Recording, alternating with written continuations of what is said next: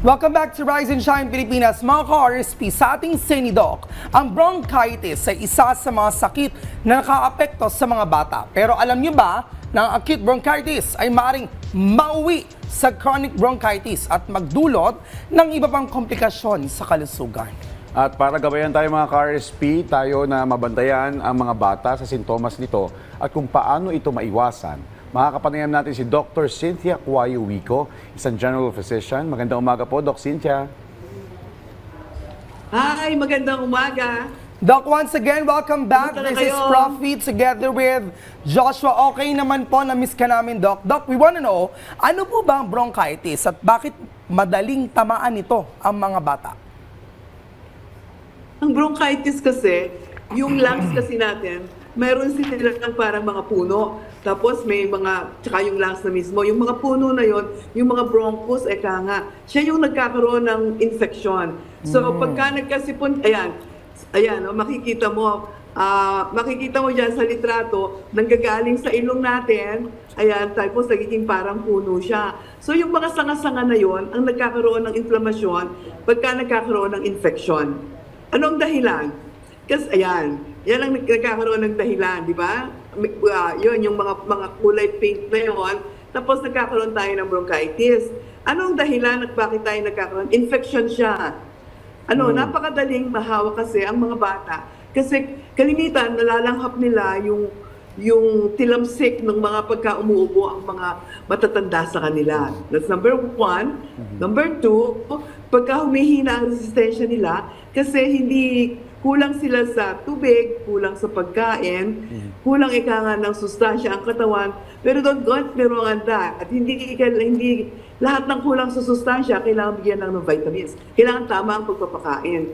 So yan, yung napaka-importante kasi na pag tayo ay humihinga ng tama. Paano nag-umpisa ang bronchitis sa mga bata? Minsan sinisipon lang sila, barado, ilong. Tapos nagkakaroon na ng lagnat na hindi tumitigil. Pagkatapos ay inuubo na siya na maplema yung ubo. Tapos parang masakit yung dibdib, parang sa magtatanda. Hindi naman sila makapagreklamo. These are the children na umiiyak na sila. Anong dahilan? Usually viral. Ang viral, syempre, hantay lang natin matapos, malakas ang katawan natin, o kaya kailangang nagkakaroon din sila ng bronchitis kapag nagkakaroon sila ng bacterial infection. Pwede ding fungal infection, lalo na yung fungal sa mga taong may mga cancer, lalo na sa mga bata, yung mahina ang resistensya talaga, mahina ang immune system. Ano ang dahilan nito? Kasi na-expose tayo. Kaya kung minsan yung mga batang maliliit, hindi natin sila nilalabas sa bahay. At ang mga nag-aalaga sa kanila, walang ubo, walang sipon. Tandaan nyo, may ubo at may sipon, pag lumapit sa mga bata, pwedeng makahawa. Alright, Doc, ano po yung pwedeng gawin ng mga magulang para maiwasan na madaling mahawa sa dito nga sa bronchitis? Kasi nga sila yung minabanggit ka kanina na mahina ang resistensya. Ano yung mga pwede nilang gawin? One, huwag silang ilalapit sa matataong lugar. Kailangan sa bahay lang muna sila, lalo na ngayon pagka umuulan. Yung matataong lugar, makaramihan sa ating mga kasamahan, umuubo, sumisinghot, naghahatching, hindi nagtatakip ng bibig. Kung makikita mo yung isang video regarding paghahatching, pag-ubo, pag ganyan mo, agad talaga ang mikrobyo sa'yo. So mga bata, nalalanghap yun.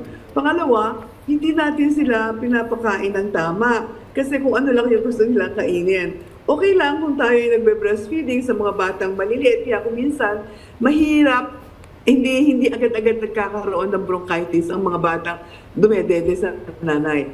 Pangatlo is, yun na nga, sa mataong lugar, pagkatapos ay hindi natin sila pinapacheck up kung halimbawa nagkaubo na sila, nagkasipon, akala mo ubo-sipon lang yan, walang kwenta yan. Pero ang simptomas ng bronchitis ay para ka lang nilalagnat lang, parang trangkaso, tapos biglang dahil may sipon ka, o kaya may sipon lang ito. Pangalawa, hindi na nakakakain yung bata, hindi na siya nakakadede. Pangatlo, ay parati siyang pag umuubo maplema. May mga bronchitis na dry ang cough, pero usually sa bata, yung pag, hindi ganon, that's a dry cough.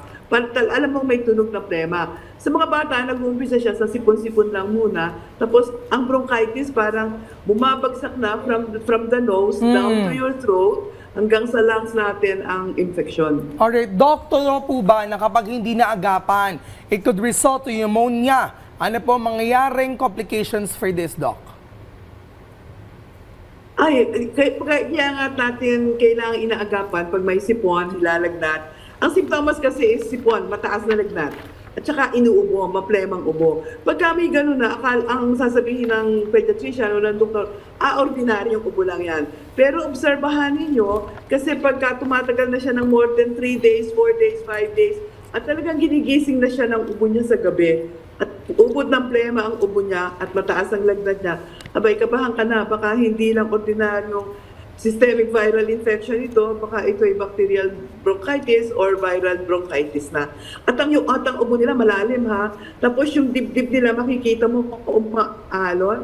Hindi paghinga yung regular lang, makikita mo lang yan. Pero humihinga na sila, tumataas na ang balikat.